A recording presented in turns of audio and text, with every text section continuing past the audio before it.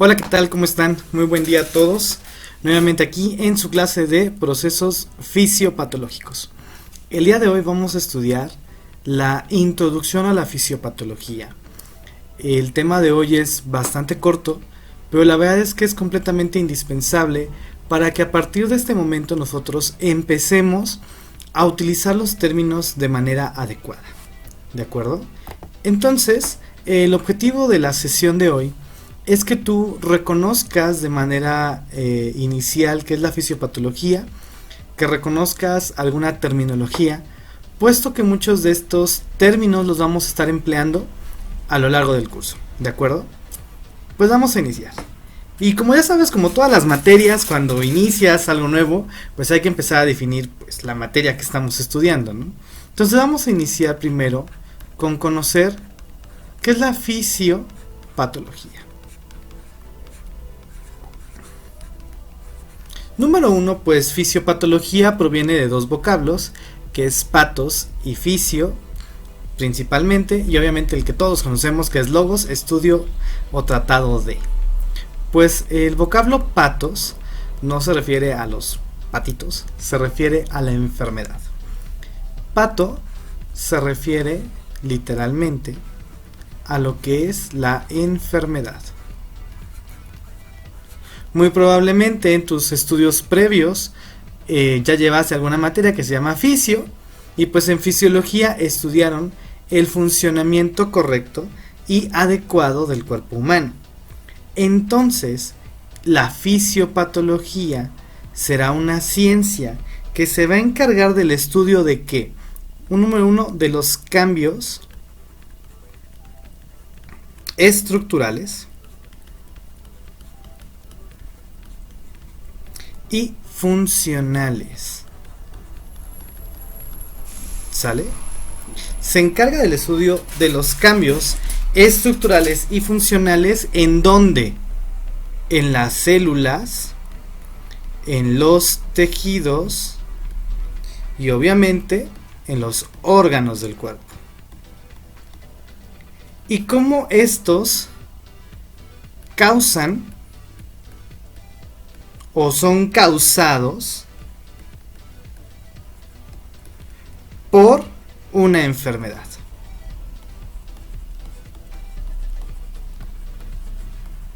¿Qué quiere decir esto? Que cuando una persona se encuentra enferma, su cuerpo, sus células, sus tejidos, sus órganos van a sufrir ciertas modificaciones como consecuencia de la enfermedad, o estos cambios son los que van a condicionar la enfermedad.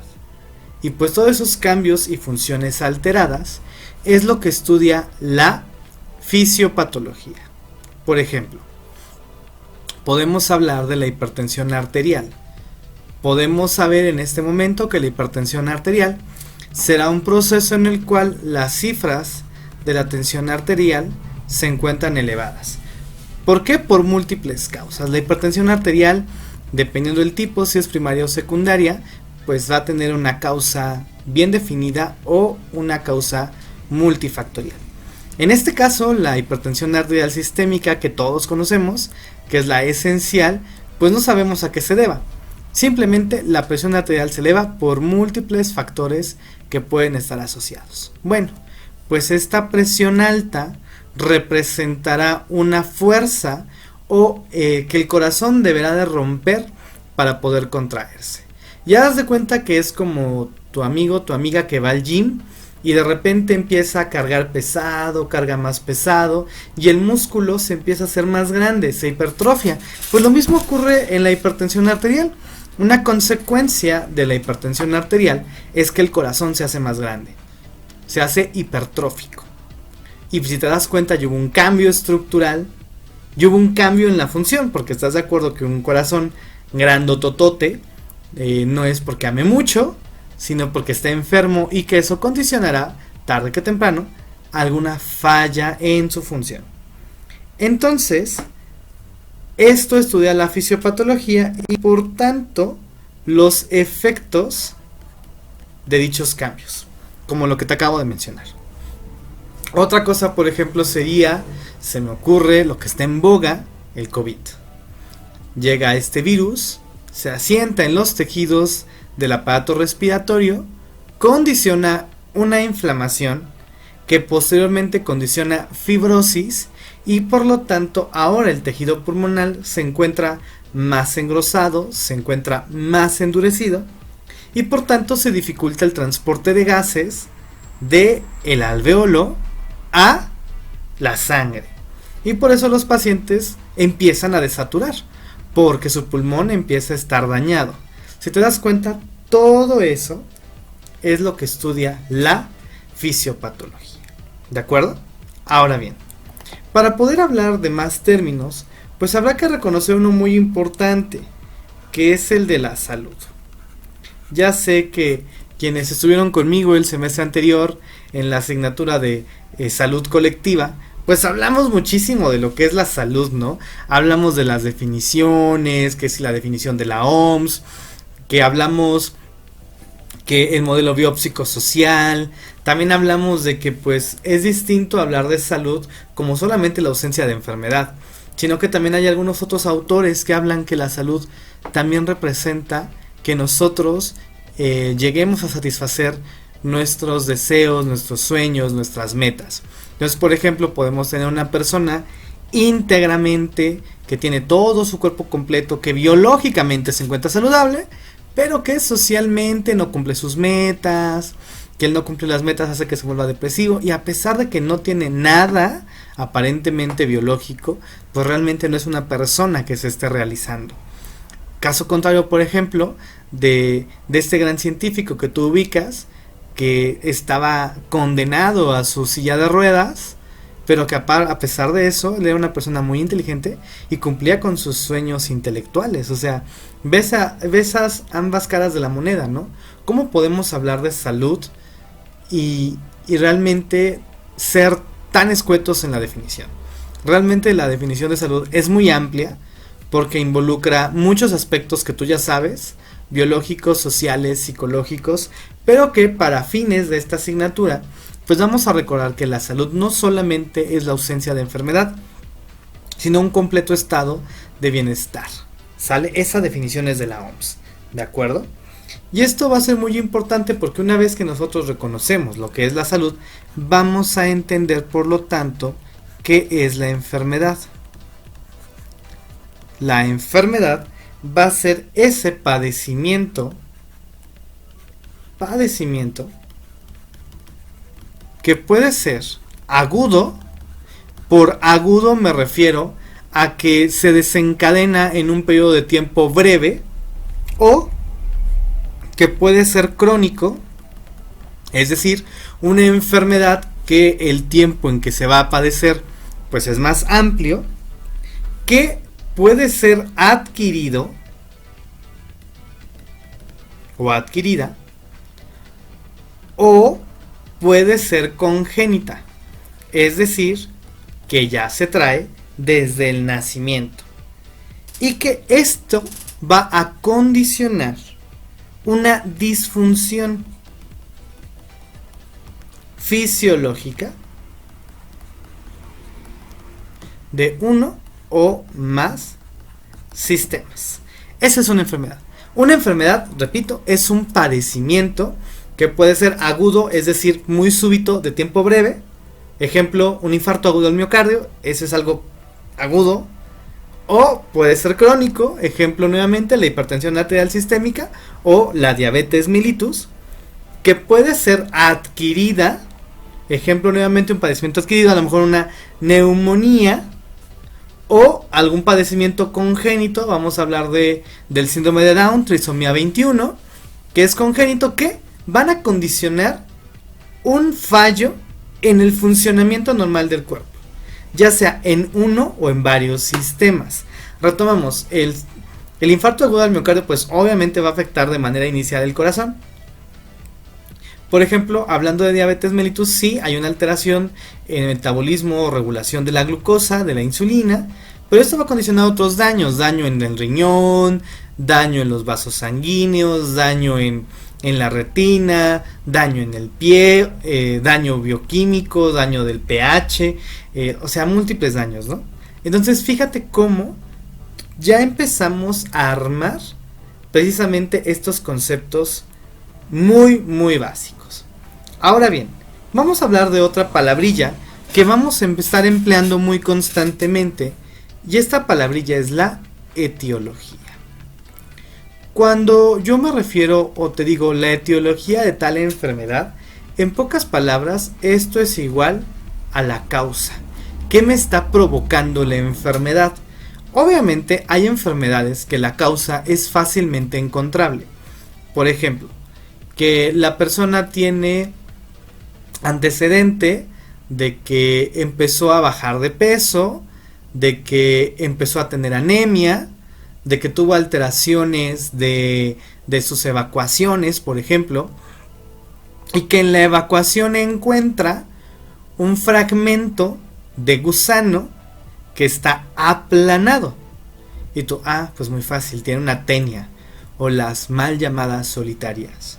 Pues la causa de su padecimiento es que tiene una teniasis, y la teniasis le está condicionando múltiples alteraciones, principalmente nutricias, ¿no?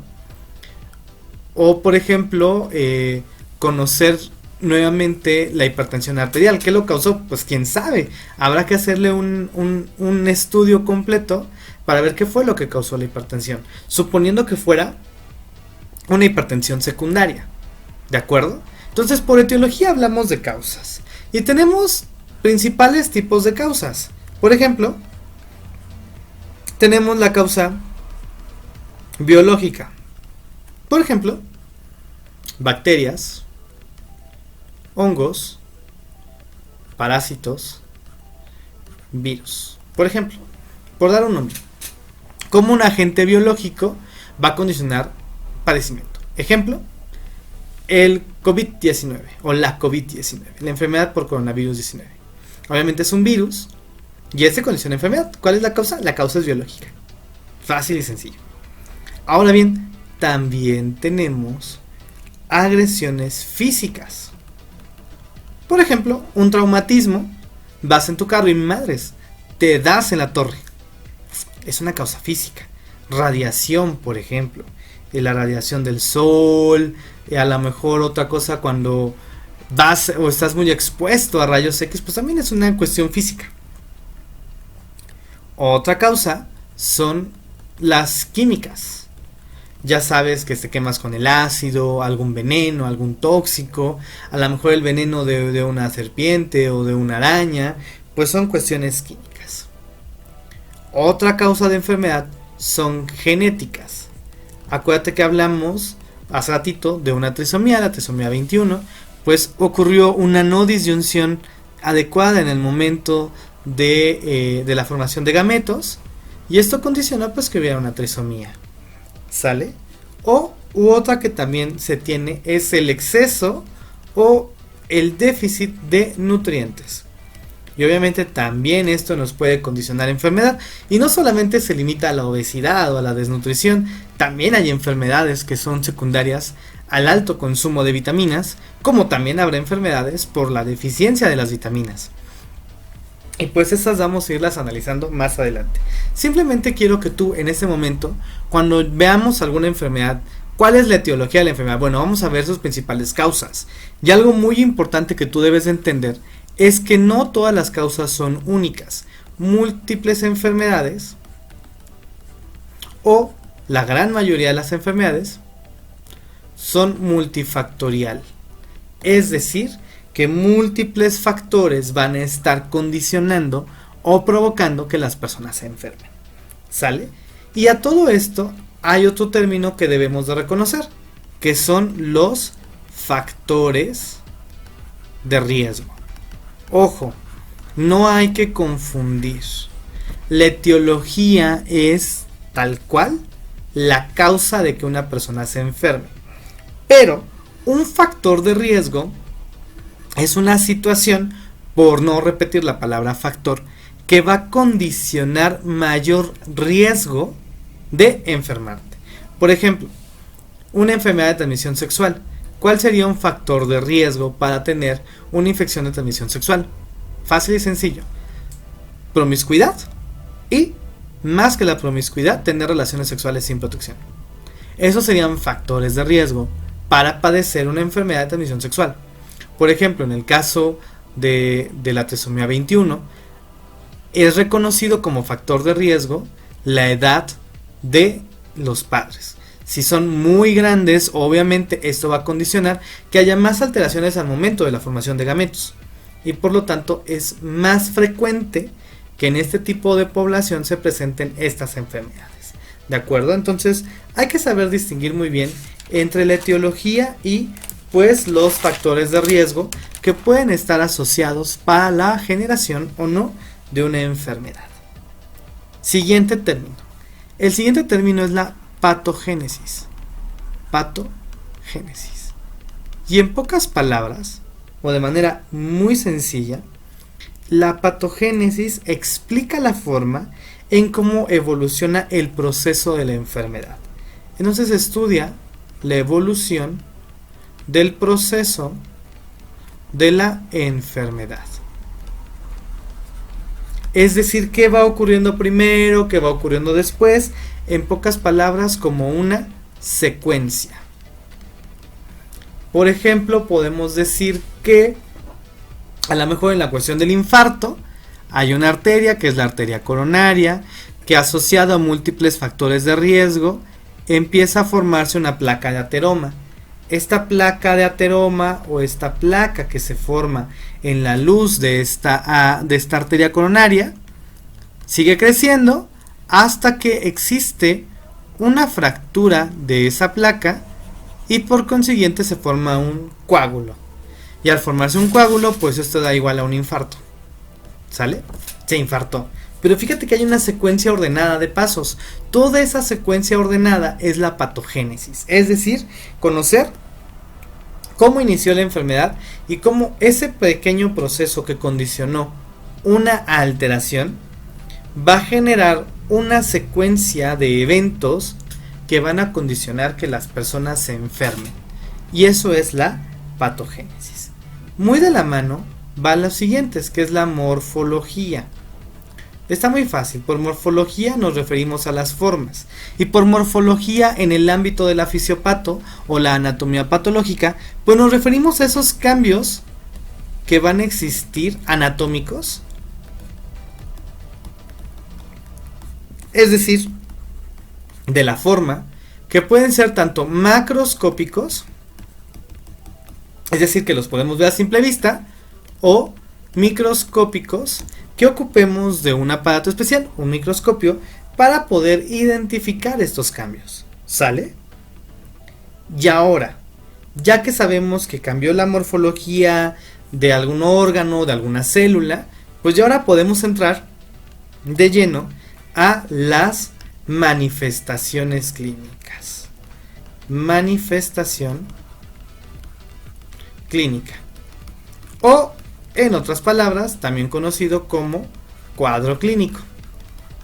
Es decir, cómo se representa la enfermedad. Y es muy fácil, por ejemplo, recordemos alguna enfermedad, un catarro, algo simple y sencillo como un catarro, pues estamos con sensación de cuerpo cortado, malestar, con febrícula, con ojo lloroso, estamos con secreción nasal, estornudos. Bueno, pues todas esas manifestaciones es el cuadro clínico. Y al cuadro clínico yo lo puedo subdividir en las siguientes partes: los síntomas y los signos. Recuerda que los síntomas son subjetivos. ¿Qué quiere decir esto? Un síntoma es lo que mi paciente me refiere, lo que él siente. Que si le duele la cabeza, estamos de acuerdo que yo, observador, no puedo ver si le duele la cabeza, y mucho menos lo puedo medir, porque no existe un aparato que me mida adecuadamente el dolor. Por ejemplo, no hay algómetros, eso no existe. Hay escalas que me ayudan a determinar el grado de dolor, pero como tal, un aparato que mida qué tanto duele, pues no. Eso es un síntoma, lo que mi paciente siente, que si se marea, que si le da vértigo, que si tiene dolor de cabeza, que si se siente cansado, que etcétera, ¿no? O sea, eso es algo que mi paciente va a referir. Lo que él siente son los síntomas.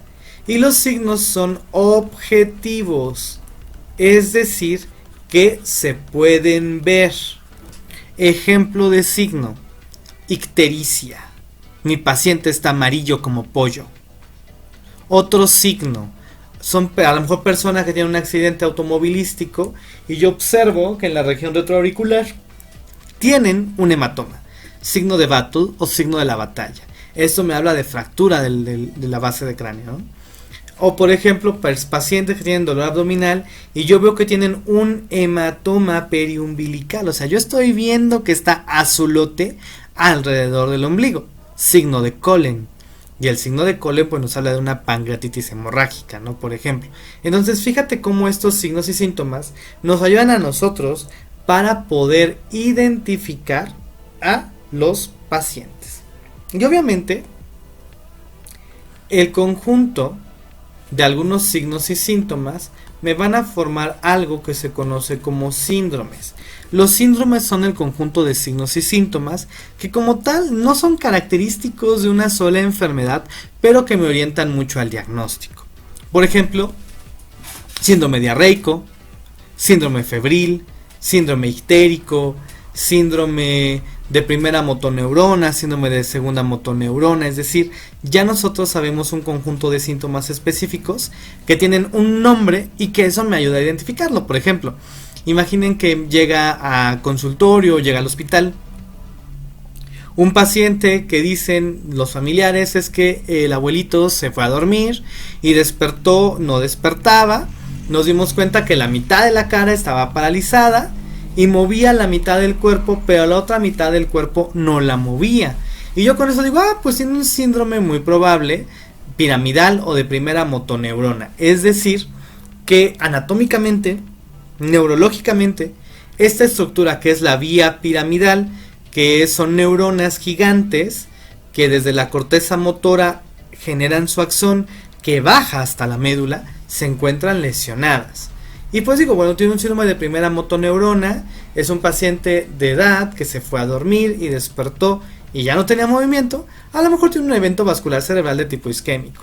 Pero chécate, tiene un síndrome piramidal y yo de ahí me fui probablemente, por todos los estudios que se han hecho, lo más probable que tenga mi paciente es un evento vascular cerebral de tipo isquémico, por dar algunos ejemplos de síndromes. Es entonces que el diagnóstico a partir de síndromes o la identificación de estos síndromes me va a ayudar al diagnóstico. Y pues el diagnóstico es, como dicen, tener los pelos de la burra en la mano y decir, este paciente tiene tal padecimiento. ¿Por qué?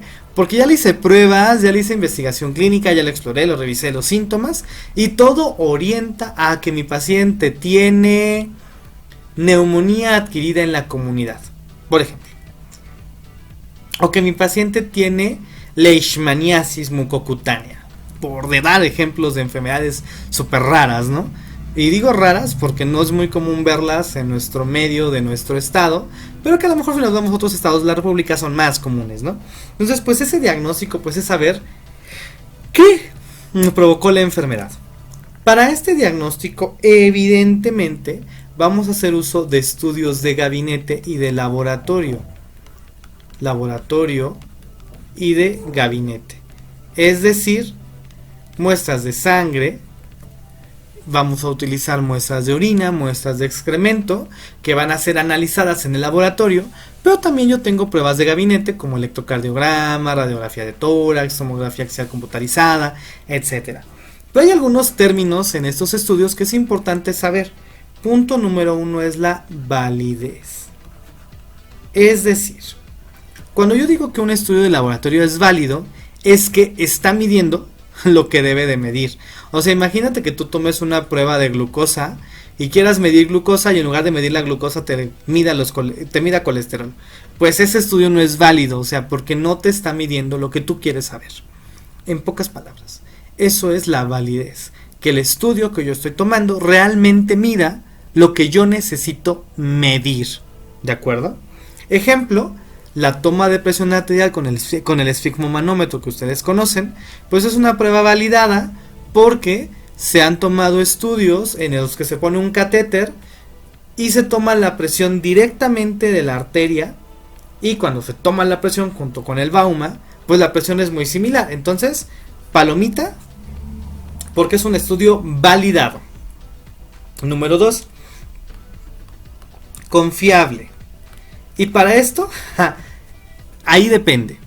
Una cosa es que mida lo que tenga que medir, y otra cosa es que lo que me haya medido sea correcto. Ejemplo, siempre pasa, ojalá no sean ustedes así, pero luego ocurre que cuando uno va a ver a sus pacientes, ves la hoja de sus signos y te dicen, es que está hipotenso. Y tú así de, ¿está hipotenso? ¿Cómo por qué? Y ya vas y le tomas la presión, y a lo mejor va el estudiante de enfermería, o el estudiante de enfermería, de medicina, le toma la TA a mi paciente y dice que está en 90-50. Y luego a lo mejor va alguien más experto, que tiene mayor experiencia en tomar la TA, y dice, no, este paciente tiene 110-80. O peor todavía, que me reporten 130, por ejemplo, sobre 90, y que cuando yo vaya a tomar la toma de presión arterial, porque no creo en esa cifra, yo veo una cifra de 60-30. O sea, ¿qué está pasando ahí, no? La toma de la presión arterial no es confiable. ¿Por qué? Porque depende de una persona que se encargue de tomarla. Entonces, si esta persona no sigue la técnica de manera adecuada, pues vamos a tener esas alteraciones. Por eso es que existe algo que se llama estandarización. Estandarización. ¿Qué es la estandarización? Hacer que el estudio sea igualito en todos lados, para que lo que yo mido en México sea lo mismo que yo mido en China. Ejemplo, revisa la norma oficial mexicana sobre el control de la hipertensión arterial, y ahí viene específicamente cómo debe ser la técnica de toma de presión arterial para el diagnóstico de hipertensión, porque no se vale que el paciente esté con las piernas cruzadas, que el paciente esté acostado, ¿no? O sea, hay una técnica estandarizada, es decir, que es la misma técnica en todos lados, para que nuestras pruebas pues sean los más confiables posibles. Y por último, existen otros términos, que es la sensibilidad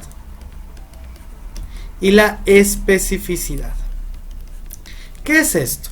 Cuando nosotros hacemos pruebas de laboratorio, a veces ocurre que a lo mejor, imagínate, va una persona a hacerse una prueba de VIH y le dicen que es positivo, y que cuando se vuelve a repetir la prueba sale negativo. Entonces, así como de ¿por qué salió positivo? ¿Por qué salió negativo? Pues es que eso depende de la sensibilidad y la especificidad. Cuando nosotros decimos que una prueba es sensible, es que me está hablando de la proporción de personas que están enfermas y que en una prueba salen positivas a esa enfermedad. Es decir, la prueba es sensible, sí identifica a las personas enfermas.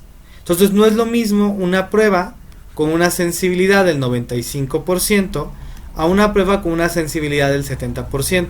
¿Qué quiere decir? Que una sensibilidad del 95% de los pacientes que tengan la enfermedad van a dar positivos, mientras que el 5% van a dar negativos. ¿Qué quiere decir esto? Que esas 5 personas va a haber un error en el diagnóstico. ¿Sale? Ahora, cuando hablamos de la especificidad, hablamos de la proporción de personas que son sanas y que en la prueba van a salir negativas. Insisto nuevamente lo mismo. Si una prueba es muy sensible, es muy probable que algunos pacientes que no están enfermos te den positivo. O cuando una prueba es demasiado específica, habrá personas sanas que no salgan bien diagnosticadas en la prueba. ¿Sale? Entonces eso es lo básico. La sensibilidad nos habla de la cantidad de pacientes enfermos que van a salir positivos, y la especificidad, la cantidad de personas que están sanas que van a salir negativas en las pruebas. Y pues evidentemente eso lo utilizamos nosotros para poder saber qué tanto nuestras pruebas nos ayudan al diagnóstico. ¿De acuerdo? Estos son algunos conceptos claves que vamos a estar empleando a lo largo del semestre y que yo quería presentarte en esta clase. Espero que hayan quedado claros y si no, de todas formas yo te voy a pedir que hagas una investigación aparte si lo consideras prudente para poder fortalecer estos conocimientos. Yo les voy a pasar por otro medio las lecturas de Fisiopato, estoy teniendo detalles con algunos libros, pero yo les paso las referencias que vamos a estar empleando. Entonces, esto es todo por la clase de hoy, espero que haya quedado muy clara. La siguiente clase vamos a hablar de las alteraciones celulares condicionadas por la enfermedad, ya sea alteraciones propias de la célula, como también el proceso inflamatorio y el proceso de la fiebre. ¿Sale? Pues cuídense mucho, estamos en contacto. Bye bye.